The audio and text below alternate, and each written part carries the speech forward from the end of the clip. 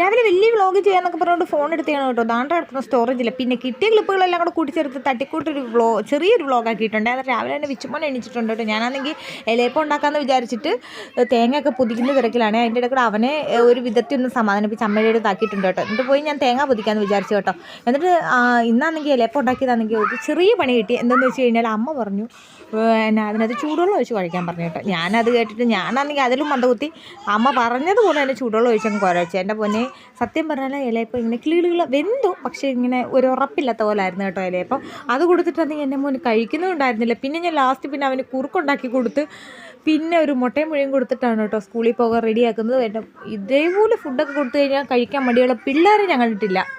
ഓരോ പിള്ളേരൊക്കെ ഓരോന്ന് കിട്ടാൻ വേണ്ടിയിട്ട് നോക്കിയിരിക്കും. ഇതൊക്കെ ആണെങ്കിൽ എന്തെങ്കിലും കൊടുത്താൽ തിന്നത്ത് പോലുമില്ല. ഞാൻ പിന്നെ ഒരു വിധത്തിലാണ് കേട്ടോ എന്തൊക്കെയോ ഞാൻ ഇച്ചിരി കുറച്ച് കുറുക്ക്, പിന്നെ കുറച്ച് ഏത്തയ്ക്ക വഴട്ടിയത്, പിന്നെ കുറച്ച് ഒരു മുട്ട, അങ്ങനെയൊക്കെയാണ് കേട്ടോ എന്തെങ്കിലുമൊക്കെ ഇച്ചിരിയൊക്കെ കൊടുത്തു വിടുന്നത്. പിന്നെ കുടിച്ചാൽ അത്രയൊക്കെ ഉള്ളൂ കേട്ടോ.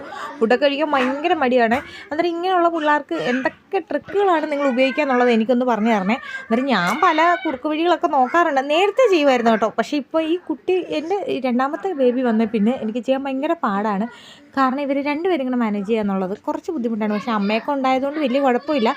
എന്നാലും ഇവന് ഫുഡ് ഉണ്ടാക്കുമ്പം അതും കൂടെ ഉണ്ടാക്കാനായിട്ട്, അത് സെപ്പറേറ്റ് വേറൊരു ഇത് ഉണ്ടാക്കാനായിട്ടൊക്കെ എനിക്ക് കുറച്ച് ടൈം വേണമല്ലോ. അന്നേരം അത് പറ്റാറില്ല കേട്ടോ. അങ്ങനെ ഇവനാണെങ്കിൽ ഭയങ്കര വാശിയുള്ള കൂട്ടത്തിലാണ് കേട്ടോ. എന്നാലും ഇപ്പോൾ വാശി കുറഞ്ഞ് വരുന്ന പോലെ എനിക്ക് ഫീൽ ചെയ്യുന്നുണ്ട്. ഞാൻ അടി കിട്ടും എന്നൊക്കെയാണ് ഈ പറയുന്നതിൻ്റെ അർത്ഥം. ഓരോന്നൊക്കെ ഞാൻ പറഞ്ഞുകൊണ്ടിരിക്കുകയാണ്. ഇവനെ ഇനി സ്കൂളിൽ വിട്ടിട്ട് എനിക്ക് ഇന്നലെ വീട്ടിലൊക്കെ പോകുന്ന വീഡിയോ എടുക്കണമെന്നൊക്കെ ഉണ്ടായിരുന്നു കേട്ടോ. ഞാൻ വീട്ടിലൊക്കെ പോയിട്ടുണ്ടായിരുന്നു. വീട്ടിൽ പോയി കുറേ പുളിയൊക്കെ ഉണ്ടായിരുന്നു ഉണക്കാനിടാനൊക്കെ.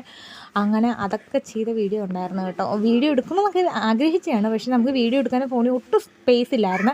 ഇപ്പം ഞാൻ ഉള്ള വീഡിയോസെല്ലാം ഞാൻ എഡിറ്റ് ചെയ്തുകൊണ്ടിരിക്കുകയാണ് കേട്ടോ.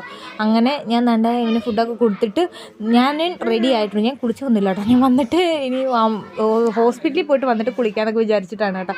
അങ്ങനെ റെഡി ആയിട്ടുണ്ട്. വിഷ്ണുമായം വരുന്നുണ്ട് കേട്ടോ. അവനെ അങ്കമാടിയിലാക്കാം. അങ്ങനെ 2 പിള്ളേരെ അങ്കമാടിയിലാക്കിയിട്ട് ഞാൻ നേരെ ചാച്ചൻ്റെ വീട്ടിൽ പോയിട്ടുണ്ട്. ചാച്ചൻ കുറച്ച് ബീഫ് വാങ്ങിച്ച് വെച്ചിട്ട് എന്നോട് പറഞ്ഞു ഒന്ന് കറി വെക്കണമെന്ന് പറഞ്ഞിട്ടുണ്ടായിരുന്നു.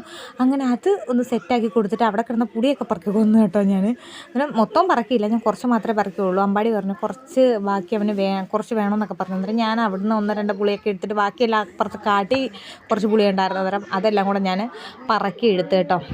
ഇത് നമ്മുടെ തോട്ടുപുളിയാണ്, നമ്മൾ മീനിനൊക്കെ ഇടുന്ന പുളി. അന്നേരം ഇത് ഉണക്കിയിട്ട് നല്ല ഉണങ്ങി കഴിയുമ്പോഴത്തേക്കും അതിനകത്ത് വെളിച്ചെണ്ണയും ഉപ്പും കൂടി ഇട്ട് ഇങ്ങനെ മിക്സ് ചെയ്ത് വെക്കും. അങ്ങനെയാണ് തോട്ടുപുളി ആവുന്നത്. ഇത് അറിയാത്തവർക്ക് വേണ്ടിയിട്ട് ജസ്റ്റ് ഒന്ന് പറഞ്ഞതേ ഉള്ളേ.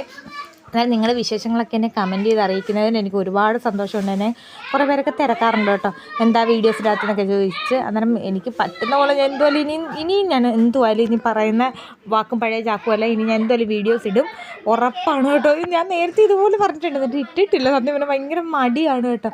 അങ്ങനെ ഞാൻ അവിടെ നിന്നുകൊണ്ട് നമ്മൾ മഴയൊക്കെ പെയ്ത് പിന്നെ വീട്ടിൽ വന്നപ്പോഴത്തേക്കിനും എൻ്റെ പൊന്നു എണ്ണിച്ചിട്ടുണ്ടായിരുന്നു. അമ്മ കുറുക്കൊക്കെ കൊടുക്കുന്നതാണ് കണ്ടത്. ഇത് വന്നു കഴിഞ്ഞുള്ള വീഡിയോ ആണ്. അതായത് അവിടുന്ന് ഞങ്ങൾ തിരിച്ച് വന്നപ്പോൾ റെയിൻകോട്ട് ഇട്ടുകൊണ്ടാണ് വന്നത് കേട്ടോ. കാരണം ഭയങ്കര മഴയായിരുന്നു. അങ്ങനെ ഞങ്ങൾ വീട്ടിൽ തിരിച്ച് വന്നിട്ടുണ്ടായിരുന്നു. റെയിൻകോട്ട് ഇട്ടെന്ന് പറഞ്ഞാൽ മൊത്തം നനഞ്ഞു കേട്ടോ. ഇനി അടുത്ത വീഡിയോയിൽ കാണാമേ. ടാറ്റാ.